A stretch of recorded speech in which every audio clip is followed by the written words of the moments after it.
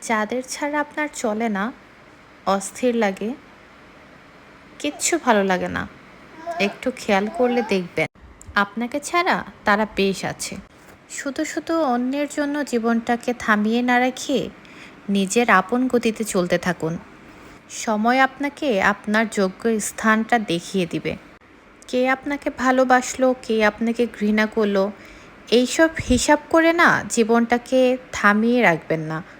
যারা আপনাকে ভালোবাসে, আপনার ভালো চায়, আপনার খুশিতে খুশি হয় আর আপনার দুঃখতে কষ্ট পায়, সেই সব মানুষকে গুরুত্ব দিন। জীবনে তাদেরকে নিয়ে সময় কাটান। তাদের জায়গাটা তাদেরকে আপনি অনুভব করতে দিন। এতে কিন্তু তারাও আপনার সাথে ভালো থাকবে, আপনিও এই ২ দিনের জীবনে অন্তত মানসিক শান্তি নিয়ে বাঁচতে পারবেন। ভালোবাসার মানুষদেরকে নিয়ে ব্যস্ত থাকলে যারা আপনাকে হেট করে তাদেরকে নিয়ে গবেষণা করার সময়ই পাবেন না।